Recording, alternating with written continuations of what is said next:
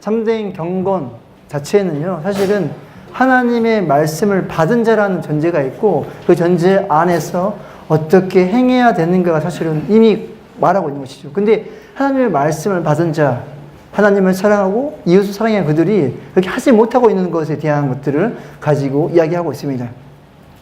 그러니까 이 회당에서 벌어지는 일에 대한 이야기를 하고 있는 것이죠. 믿음을 가졌으니 차별하여 대우하지 말라. 또 동일하게 이야기하는 것입니다. 서로 차별하여 악한 것으로 판단한다. 그러니까 이 차별하다, 이것 자체가 사실은 하나님의 온전한 백성으로서, 하나님의 백성이라면, 경건을 가지고 있는 자들이라면, 하나님의 말씀을 받은 자들이라면 어떻게 해야 됩니까? 그렇게 하지 말아야 된다고 하는 것이죠. 근데 그들이 어떻게 하고 있죠? 야고보서 2장 2절부터 3절 말씀, 우리 다 같이 한번 읽어볼까요? 2장 2절부터 3절의 말씀입니다. 예, 찾으셨으면 다 같이 시작. 너희 회당이 금가라시에 띠고 아름다운 옷을 또 남녀한 옷을 입은 가난한 사람이 들어올 때 너희가 아름다운 옷을 입고 말하되 여기 좋은 자리에 앉으소서 하고, 또 가난한 자에게 말하되 나는 거기서 있는지 내 발짝상 아래에 앉으라. 네, 감사합니다. 그러니까 이게 딱 들어올 때요, 이렇게 금반지가 제가 없는데 이렇게 오는 거죠. 그러면 예, 또 옷도 이렇게 딱 오면 어디에 앉힌다고요? 네, 좋은 자리. 근데 이제 없어요, 저같이 없어요. 이렇게 들어오면 저기 앉아, 이렇게 얘기한다는 것입니다. 이게 지금 현재가요, 이거는 안 믿는 자들의 모습이 아닙니다. 믿음을 가지고 하나님의 말씀을 받은 자들로서 경건하다고 하는 자들이잖아요. 율법을 받은 자들이고, 그 율법에 온전하게 말씀을 오신 그 예수 그리스도를 믿는 자들, 그러니까 온전한 것들을 갖고 있는 자들이잖아요. 근데 그들의 모습의 형태가 바로 이렇게 행하고 있다는 것입니다. 가난한 자, 하나님이 세상에 택한 자, 믿음에 부욕해 하시고 자기를 사랑하는 자들에게 나를 상속해 준다. 그러니까 원독자들은 가난한 자를 없이 여기고 있는 것이죠. 그리고 부한 자에게는요, 너희를 억압한다, 법정을 끌고 간다, 너희에 대해 일컫는 아름다운 그 이름을 비방한다. 원독자들은 부한 자를 좋은 자리에 앉힌다. 그러니까 하나님의 백성으로 살아가는 그 자들이 어떻게 해요? 그런 형태를 취하는 것입니다. 이웃을 사랑하지 못하고 이웃을 차별하고 있는 그 형태를 그들이 취하고 있다는 것입니다. 그러니까 이 1장 19절부터 2장 13절 자체는요, 지금 누구를 가지고 얘기하냐면은 차별하고 하나님의 말씀대로 온전하게 살지 못하고 있는 그 원독자들을, 부원자를 또 쫓아다니고 있는 그런 하나님의 말씀 가운데 온전히 하지 못한 자들에게 야고보가 선생으로서 권위 있는 자로서 따끔하게 지적질하고 있는 것입니다. 그래서 너희가 지금 무엇을 해야 되겠니? 하나님의 경건을 가지고 있는 자라면 어떻게 행해야 되겠니? 라는 것이죠. 어떻게 행해야 되는 것인가요? 이웃 사랑하라고 얘기하는 것이죠. 그게 참된 경건을 가진 자라고 얘기하는 것입니다. 그러면서 율법에 대한 특징을 이야기하고 있어요. 이웃 사랑의 최고의 법. 율법이 너희를 범죄자로 정하냐? 온 율법도 지키다가 또 하나를 범죄하면 죄다 자유의 율법이냐? 아니다라는 것이죠. 그러니까 너희가 지금 하고 있었던 그 온전한 율법을 가진다고 한 그 자들 자체 모습의 형태가 지금 어떻게 하고 있어요? 그렇게 하지 못하고 있다는 것이죠. 하나님 말씀을 지키지 않는 자들에게는 어떻게 뭘 준다고 했습니까? 저주요. 그러니까 율법을 지키는 자들이라면 반드시 행해야 되는 게 무엇입니까? 율법대로 행해야 되는데 지금 그들이 율법대로 행하지 않고 있다는 것들을 정확하게 찝어서 이야기하는 것입니다. 그러면 너희가 율법을 받은 경건한 자라고 했잖니. 하나님 말씀을 받은 자잖아. 그러면 어떻게 할래? 라면서 선택을 주는 것이죠. 이웃을 사랑할래? 아니면 하나님의 말씀이 그렇게 이야기하고 있는 그 자체를 지키지 않는 자 형태를 취할래? 라고 이야기하고 있습니다. 그러니까 하나님의 온전한 말씀을 받은 경건한 자라면, 하나님을 온전하게 사랑하는 자라면 반드시 무엇을 행해야 되는가? 바로 행함을 행해야 된다. 그게 온전한 믿음이다. 행함에 있는 그 믿음을 너희가 행해야 된다라고 지금 누구에게요? 원독자들에게 도전하고 있다는 것입니다. 이 행함에 있는 그 믿음 자체가 사실은 어떻게 보면은 쉬울 때도 있지만 어떻게 보면요 어려울 때가 많아요. 여러분, 제가 그 YM 간사로 있었잖아요. 저는요 없는 사람이 없습니다. 재정 자체가 없고 그냥 하나님이 주시면 아멘 감사합니다. 하나님이 주시니까 사니까 내가 넘치면 어떻게 할까요? 이 재정을 플로잉 하는 것이죠. 나누게 되는 것이죠. 또 제주도에 있으면서요 제가 하나님께 너무 감사한 게 있었어요. 제가 제주도에 있을 때 문어를 막 잡았었거든요. 제가 쉬는 날 문어 잡고. 그러면 그 잡으면 저만 먹을까요? 아니요. 나눠주는 것이죠. 왜? 하나님이 나에게 거저 주셨으니까. 근데 제가 돈이 많아지면 어떻게 할까? 하나님 저에게 10억 주십시오. 제가 그럴 때가 있었거든요. 하나님 10억 주셔가지고 마음껏. 그래서 1억은요, 가난한 사람, 1억은 가난한 사람, 그럴 때가 있었거든요. 그래서 제가 한번 10억을 가지고 뭘 하지? 건물도 사고, 집도 사고, 부모님도 좀 드리고, 하다 보니까 없어요. 없더라고요. 예, 그러니까요. 쉽지 않다. 돈이 많으면, 부자의 자리에 올라가면, 낮아져야 된다라고 얘기하잖아요. 야, 부자야, 제발 어떻게 하라고. 야, 낮아져라. 그래야만이 누구를 만나는 것이요? 예수 그리스도를 만난다고 이미 이야기하고 있는 것이에요. 그러니까, 낮아진 자한테는 너희는 높아져라. 왜냐하면 네가 인내하고 또 인내하면 무엇을 받는다고요? 생명의 면류관을 받으니까. 참아라 했어요. 근데 부자한테는 그렇게 하지 않잖아요. 더 낮아져라. 왜냐하면 그래야만이 예수 그리스도를 볼 수 있으니까.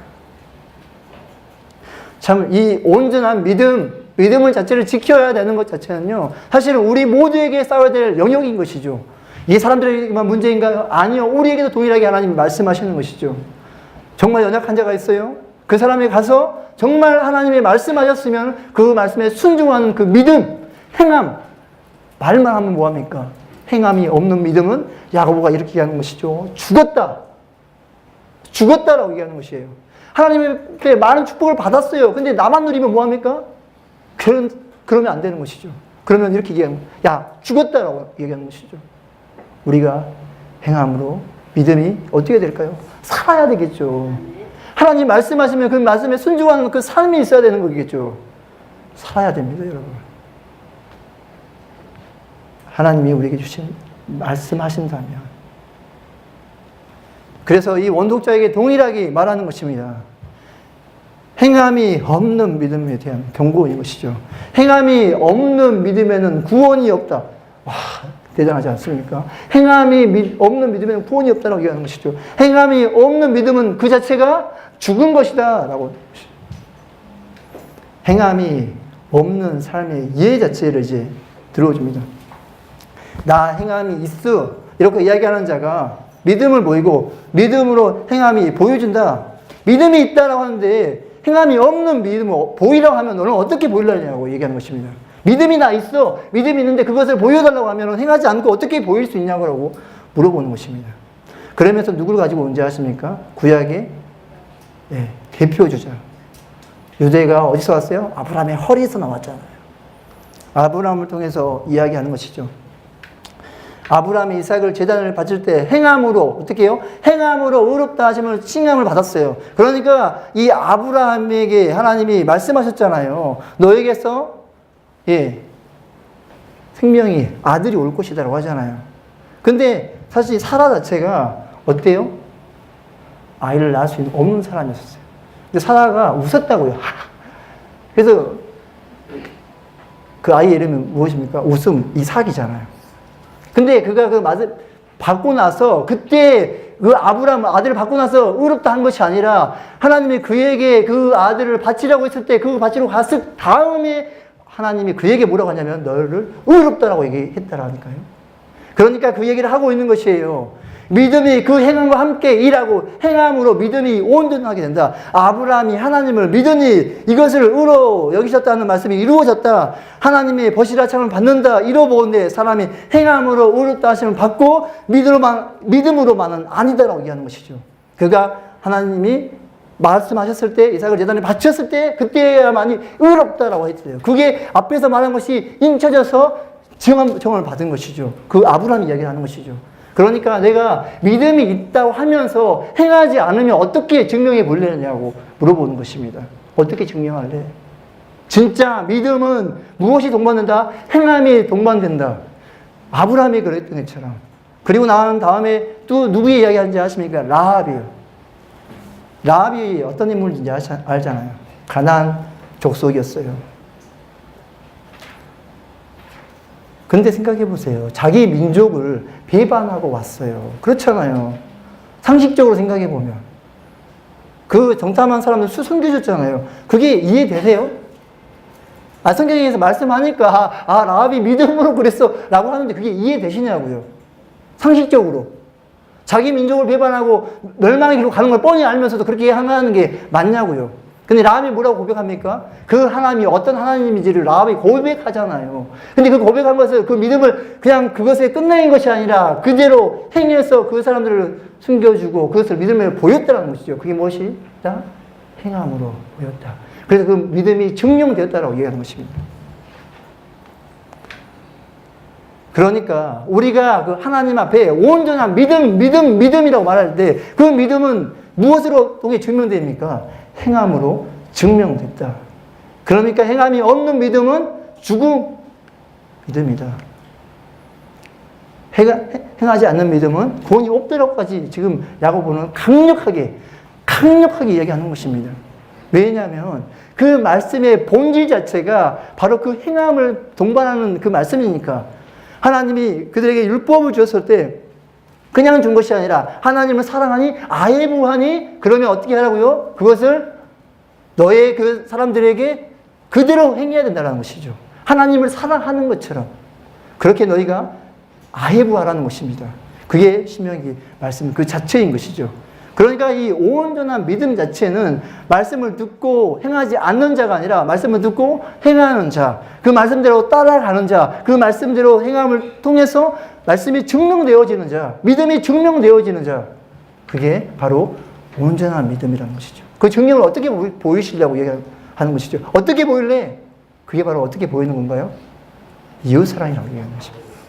그게 바로 이웃사랑이라고 이야기하는 것이에요. 그러니까 하나님 사랑은요, 나 혼자 충분해요. 나 혼자 하나님 예배하고, 만나고, 하나님 조사오니, 그래도 충분하다고요. 하나님 사랑은. 그렇잖아요. 제가 목포로 이사 갔을 때요, 저녁에 다니엘 기도에, 아침에 새벽 기도에, 그렇게 하면서 몸은 힘들었는데 너무 감사해요. 왠지 아십니까? 날마다 하나님을 예배하고, 기도하고, 아침, 저녁으로 막 하는데요, 몸은 힘든데 너무 감사가 넘치더라고요. 된다니까요. 근데 문제는 그 다음에 그것을 증명해 볼 때, 내 지치가 힘들고 어려울 때 그것을 도와주냐. 제 이야기를 좀 할까요? 저희 아내가 막 힘들고 있을 때요, 진짜 죄송한 이야기인데, 저는 그때 이제 강의 준비 막 했었거든요.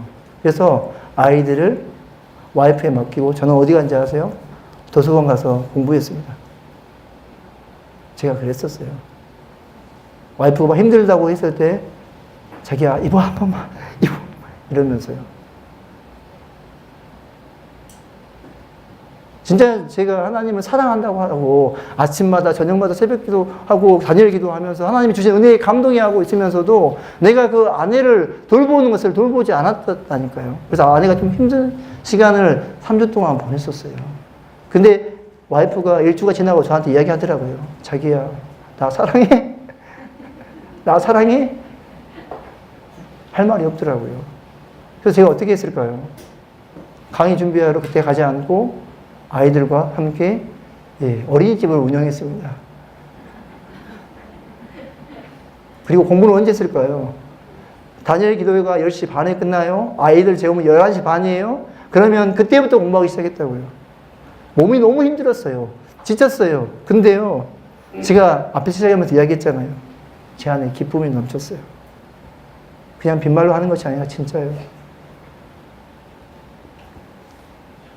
그러니까 우리가 하나님 사랑한다고 하면 진짜 하나님 사랑하잖아요. 그러면 누굴 돌봐야 될까요? 내 가족을 돌봐야 되고, 내 지체를 돌봐야 되고, 내 가운데 어려워하고 있는 사람들을 보면 돌봐야 되는 것입니다. 그게 행함에 있는 믿음을 증명하는 것이에요. 그게 바로 이웃 사랑에 대한 것을 이야기하고 있습니다. 바로 옆에 있는 남편부터, 내 바로 옆에 있는 아내부터, 내 바로 옆에 있는 자식부터, 오늘부터 여러분, 오늘부터 가셔가지고, 예, 그게 믿음이 있다고 하는 자들, 경건하다고 하는 자들, 그게 행함이 있는 믿음이라고 얘기하는 것입니다. 하나님을 사랑하잖아요? 그러면 이웃을 사랑하는 것. 가까운 내 자식부터, 내 아내부터 돌보고 또 돌보는 것입니다. 그리고 나서 3장 1절부터 4장 12절까지 이야기가 사실은 이 앞에 이야기하고 거의 동일해요. 1장 19절부터 2장 13절. 이로부터 난 지혜를 가지고 있는 자들의 형태가 뭐냐면요.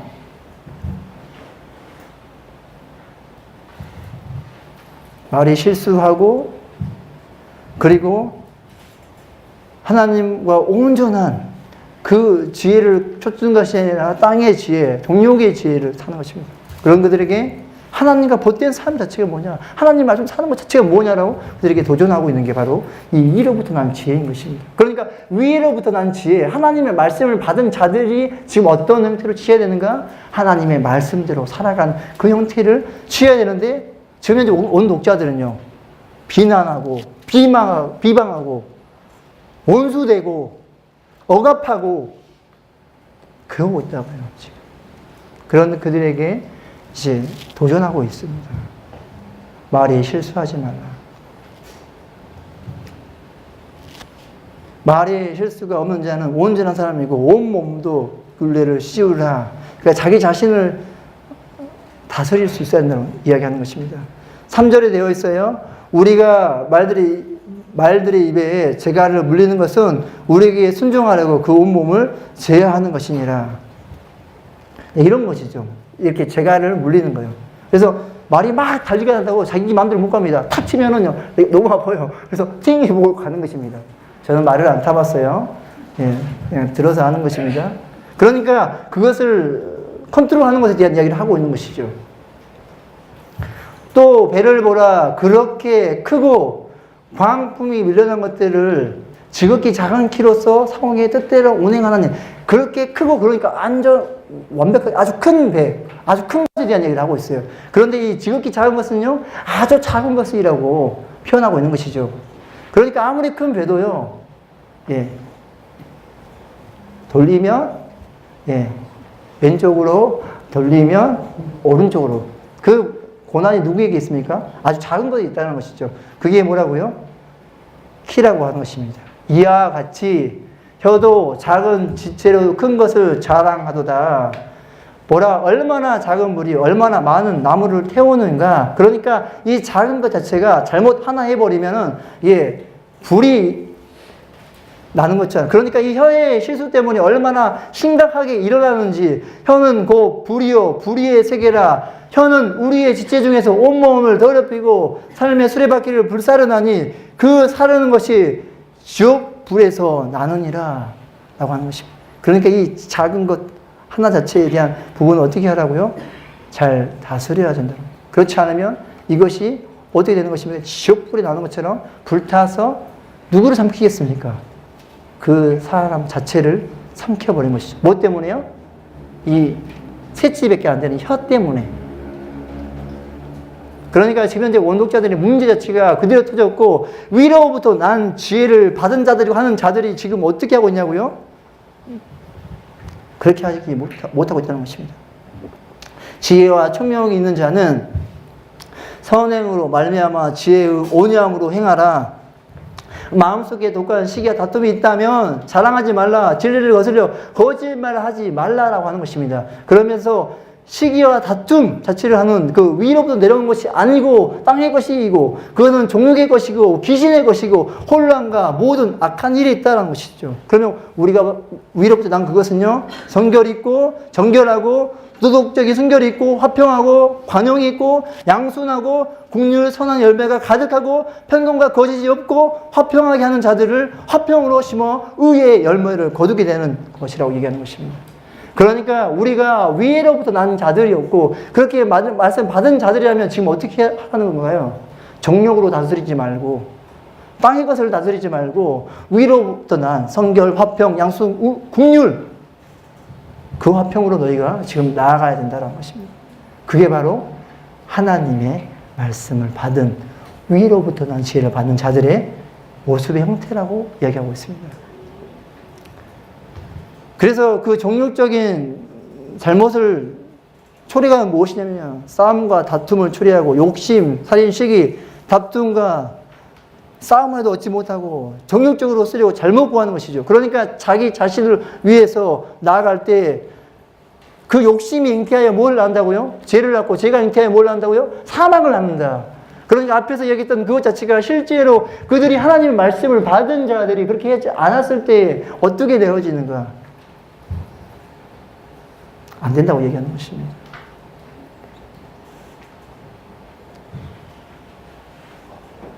그래서 4장 4절부터 6절에 가늠한 여인들아 세상과 벗된 것이 하나님과 원수됨을 알지 못하느냐. 그런즉 세상과 벗되고자 하는 자는 하나님과 원수되고 성령이 시기하기까지 사모한다 하신 말씀을 헛된 줄 생각하느냐. 그러나 더욱 큰 은혜를 주시나니 그러므로 교만한 자를 물리치시고 교만한 자에게 은혜를 주신다. 그러니까 지금 현재 그들이 무엇을 잡고 나아가야 되는 것입니까? 큰 은혜, 하나님 성령을 가지고 너희가 지금 나아가야 된다는 것입니다. 세상이 주는 세상적인 종욕이 아니라 위로부터 난 그 원리, 그것은 하나님을 사랑하는 것이고 이웃을 사랑하는 것이 그 원리에 대한 이야기를 하고 있어요. 그러니까 앞에서 이야기와 경건한 자들의 이야기와 이로부터 난 지혜에 대한 이야기를 다룰 때 동일하게 그들이 연약함에 대한 이야기를 하면서 그들이 지금 무엇을 붙잡아야 되는가를 계속해서 설명하고 있습니다. 그러면서 4장 7절부터 11절에 하나님께 순복하라, 마귀를 대적하라, 하나님을 가까이 하라, 그리하면 너희를 가까이 하시리라. 죄인들아 손을 깨끗이 하라. 두 마음을 품은 자들아 마음을 성결케 하라. 슬퍼하며 애통하며 울어라. 너희 웃음을 애통으로 너희 즐거움을 금식으로 바꾸라. 주 앞에 낮추라. 그리하면 주께서 너희를 어떻게 하겠다? 높이시겠다 라고 얘기하는 것입니다. 형제들아 피차 비방하지 말라. 그러니까 위로부터 난 지혜를 받는 자들이라면 어떻게 하라고요? 주 앞에 낮추고 그리하면 너희를 높이겠다라고 얘기하는 것입니다. 그러면서 4장 11절에서 12절에 이렇게 얘기합니다. 형제들아 서로 비방하지 말라. 형제를 비방하는 자는, 형제를 판단하는 자는 곧 율법을 비방하고 율법을 판단하는 것이라. 내가 만일 율법을 판단하면 율법의 준행자가 아니요 재판관이로다. 입법자와 재판관 오직 한 분이신 능히 구원하시기도 하시며 멸하시기도 하시느니라. 너는 누구이기에 이웃을 판단하느냐. 그러니까 이들이 지금 현재 율법을 받은 자들이라면 지금 뭘 하지 말고 비방하지 말고 판단하지 말고 그 자체가 율법에서 어긋나 있다고 얘기하는 것입니다. 그러면 그것을 재판하시는 분이 누구라고요? 하나님이시더라. 그래서 형제를 비방하는 부분이 3장 1절부터 12절에 나오고 형제를 판단하는 부분이 2장 1절부터 13절에서 이야기하고 있다는 것입니다. 그러니까 위로부터 난 지혜를 가진 자들이라면 하나님 말씀 자체 율법을 가진 자들이라면 하나님 사랑, 이웃 사랑이 반드시 어떻게 된다? 이루어져야 된다고 이야기하는 것이죠. 그게 바로 위로부터 난 지혜자의 모습이라는 것입니다. 그게 경건한 자들의 모습이라고 이야기하는 거예요.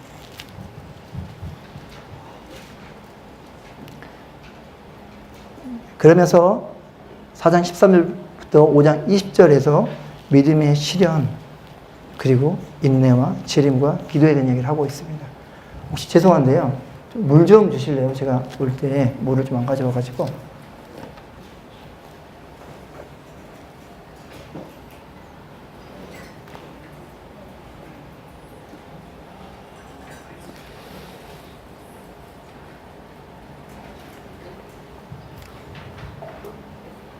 네, 감사합니다. 네.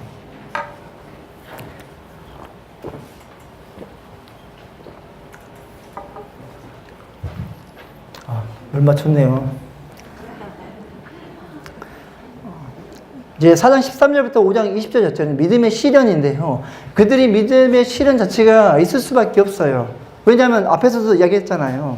독자에 2명이 있어요. 한 명은 억압하는 자, 한 명은요 억압을 받는 자. 그래서 억압을 받는 자들에게는 무엇이 필요하냐면 인내하는 믿음. 그 인내해라. 그러니까 그것이 올 때까지 인내해라. 좋은 것이 올 때까지 인내해라. 그 좋은 것이 뭐였나요? 생명의 면류관. 그들이 그때까지 인내하는 것이죠. 그러니까 지금 현재 문제는 뭐냐면 장사로 이익을 보려는 자들, 부한 자들에 대한 문제를 사실 다루고 있습니다. 장사로 이익을 보려는 자, 장사로 이익을 보려는 자들, 허탄한 자랑을 하니 그러한 자랑은 악하다. 선을 행할 줄 알고도 행하지 아니면 죄다라는 거 얘기하는 것이죠. 실제 이 하나님의 말씀 자체를 행할 줄 알고도 행하지 않으면 죄라고 표현해 버렸어요. 그리고 부한 자들, 들으라 부한 자들아 너희에게 임할 고생으로 말미암아 울고 통곡하라. 너희 재물이 썩었고 너희 옷은 좀먹었으며 금과 은은 녹이 스럽고 이 녹이 너희 증거가 되며 너희 살을 먹으리라. 추수한 품꾼에게 주지 아니한 삭이 소리를 지르고 땅에서 사치하고 방종하여 살육의 날이 너희 마음에 살찐다. 의인을 정죄하고 죽였으나 그는 너희에게 대항하지 않았다. 이 원독자에게 주는 메시지가 뭘까요? 그 부한 자들에게 그들이 썩었고 젖먹었고 녹슬고 그리고 의인을 정죄하고 대항하지 그는 너희에게 대항하지 않았다. 그렇게 실제적인 문제 안에서 그들이 현재 악한 행태를 취하고 있는 그들에게 원독자에게 주는 메시지가 뭘까요? 네? 회개하라고 얘기하는 것입니다. 돌이키라고 얘기하는 것이에요. 이게 누구냐면요. 부한 자들, 힘 있는 자들. 그러니까 이 야고보서는요. 그렇게 행하는 사람들한테는 강하게 탁 찔러가지고 너희가 지금 어떻게 행해야 되겠니라고 정확하게 이야기하고 있어요. 그런데 고통을 당하고 있는 자들은요. 그들에게는 이렇게 얘기하는 것이죠. 야야야 인내하는 믿음이 있어. 농부처럼 인내해라. 주께서 강림하시기까지 길이 참으라. 또 길이 참고 마음이 굳건하게 하라. 주의 강림이 가까웠다. 농부가 땅에서 나는 귀한 열매를 바라보고 길이 참아 이른 비와 늦은 비를 기다리나니. 제가요 그 열방대학에 있었을 때 그 열방대학에 그 숙소들이 몇 개 있거든요. 근데 그때 이제 바깥에 있는 그 화이트 하우스라고 흰색으로 집이 한 6채 있어요. 네, 가자마자 그거 가니까 제 친구가 앞집에 살고 있었거든요. 제 친구가 그랬더라고요. 편하게 말했어요. 민우야, 야 왔으니까 당연히 뭘 해야 되냐면은 앞에 텃밭을 갖고 와야 돼. 텃밭. 네, 텃밭 알죠? 밭을 하는 것이죠. 그래서 제가 뭘 알아요. 그냥 그 친구 하는 대로 시켰어요. 그러면서 이제 상추도 심고 고추를 했거든요. 근데 이제 여러분 이제 텃밭을 키워보거나 농사를 지어보면 아시잖아요. 물이 이제 잘 스며들어야 돼. 그게 이제 딱 햇볕이 막 쬐면요. 그냥 제가 이게 수도꼭지 물로 막 줘도 이게 활기가 안 돋더라고요. 근데 갑자기요. 비가 쫙 내리잖아요. 그러면 갑자기 그 주하던 그 고추가 상추가 막 힘을 찾아서 막 빠릇빠릇해지는 거예요. 아, 그거 보면서 야, 이 주권이 하나님한테 있다. 그래서 제가 지금 그 하나하나가요, 제가 밭을 해보니까, 아, 농부의 마음을 알겠더라고요. 내 새끼 같아요, 진짜. 딱 그 고추가 딱 열매 그 봉우리 생기잖아요. 그러면 너무 기분 좋고, 상추가 막 파릇파릇 나오면요, 너무 기뻐요. 근데 갑자기 비가 안 와가지고 막 햇볕에 막 이렇게 죽으려고 하잖아요. 그러면 막 어떻게 하지 막 하면서 물로 막 쳐보는데 안 살아나잖아요. 마음이 너무 아파요. 근데 비가 샥 와가지고 그 고추나무가 생기를 하고, 예, 상추가 막 일어나면요. 너무 감사한 것이죠. 그때 제가 할 수 있는 게 뭐가 있겠습니까? 기다리는 것이죠. 주님이 내릴 때까지. 주님이 그 비를 줄 때까지. 예, 제가 할 수 있는 건 아니니까. 여러분, 오래 참는다. 길이 참고 그게 뭔가요? 지금 원독자에게 주의 강림이 아시까지 길이 참으라. 그러면 그 참은 결과가 무엇입니까? 앞에서 뭘 주나요? 생명의 멸관을 그들이 받게 되는 것이죠. 주의 이름으로 말하는 선지자처럼 인내하고 고난과 오래 참음의 본이 되고 사람에게 인정받지 못할지라도 부르심에 순종하는 것, 이 인내는 욥과 같은 인내라고 얘기하는 것이고 주께서 주신 결말을 보는 것이고 주는 가장 자비하고 긍휼을 여기시는 욥에 대한 이야기 여러분 잘 하시지 않습니까? 자기 자식들, 아내까지도 저주하며 떠났어요. 그럼에도 불구하고 욥이 뭘 했습니까? 인내하고 또 인내하고 참았을 때 하나님이 그에게 뭘 줬습니까? 참된 복을 다시 주었잖아요. 그게 그가 잘나서 그런가요? 아니요. 그가 하나님이 주신 그 소망, 하나님 말씀을 붙잡고 그가 나아갔다라는 것입니다. 다른 것 아니에요. 그러니까 우리가 이 인내하는 믿음은 다른 것이 아니라, 다른 것을 붙잡는 것이 아니라 하나님이 우리에게 주신 그 말씀을 붙잡고 우리가 인내하며 그들이 참아야 된다. 그러면 반드시 너희에게 무엇을 줄 것이다? 생명의 멸관을 줄 것이다. 이게 앞에서 말하는 믿음의 시련과 뒤에서 말하는 믿음의 시련이 이야기가 정확하게 겹쳐 있다는 것입니다. 그러면서 이제 기도에 대한 이야기를 하는 것이죠. 지혜를 구하라. 의심하지 말고 믿음으로 하나님이 흔들어 넘칠 때까지 주실 것이다. 그런데 얻지 못하는 기도가 있어요. 그게 무엇입니까? 종욕적인 기도. 자기를 위해 하는 거예요. 부자는 더 주세요 라고 하는 기도. 그게 아니라 진짜 믿음의 기도. 나를 위한 기도가 아니라 가난한 자 가운데 있는, 고난 가운데 있는 그 자를 위한 기도. 그래서 뒤에 나와 있는 그 믿음의 기도에 대한 이야기가 누구에 대한 이야기를 하는 거예요? 병든 자가 있니? 자기 이야기하는 게 아니잖아. 병든 자가 있니? 그러면 어떻게 하라고요? 기름을 바르고 안수하여 기도하라. 이게 바로 하나님의 말씀을 받은 자들의 모습인 것입니다. 그러면 엘리야 어마어마하잖아요. 기도하면 3년 6개월 동안 비가 오지 않았는데 기도하니까 다시 기도가 오는 것이죠. 그러니까 현재 원독자 상황을 그대로 느끼고 있습니다. 그러니까 지금 현재 어떤 상황이에요? 기근이 있고 가난하고 어려워요. 비가 너무나도 필요한 것입니다. 농부처럼. 그러니까 이 앞에 있는 비유들 자체 그냥 한 것이 아니라 현재 원독자의 상황에 맞추어서 지금 그들에게 설명하고 있는 것입니다. 지금은 그 힘들지. 근데 앞에서 자기를 먼저 위하는 것이 아니라 남을 위한 기도를 한 다음에 너희가 기도하면 그러면 엘리야가 어떻게 해요? 3년 6개월 동안 비가 오지 않았지만 기도했을 때 어떻게 했다? 응답을 받았다. 엘리야가 특별해서냐? 아니다. 너와 같은 성정을 가진 똑같은 사람, 인간. 근데 그가 지금 어떻게 기도하고 믿음을 가지고 기도하니까 응답되었다. 원독자에게 참 위로와 도전이 되겠죠. 아, 지금 우리가 하나님을 붙잡을 때고 이 문제를 타개할 때다.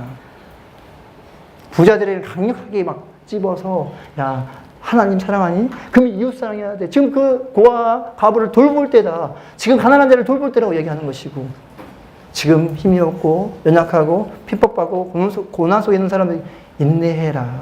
인내해라. 그리고 인내하고 나서 계속해서 뭐 하라고요? 기도해라. 그러면 하나님 반드시 너의 문제 해결해 줄 것이다. 가장 중요한 행함은 미혹되어 지를 떠난 자들에게 돌아서게 하는 것이고 그 영혼을 사망하게 구원한 것이고 그 허다한 죄를 덮는 것이다. 결국 여러분 이 마지막 19절 20절 제가요 그들에게 이야기하는 것입니다. 행함이 있는 믿음은 어떻게? 산믿음이다라고 얘기할 때 자기를 핍박하는 자라 할지라도 자기를 핍박하는 자라 할지라도 고통을 주는 자라 할지라도 어떻게 하라고요? 그를 위해서 기도하고 나아가라고 도전하고 있어요. 그게 행함이 있는 믿음이다라는 것입니다.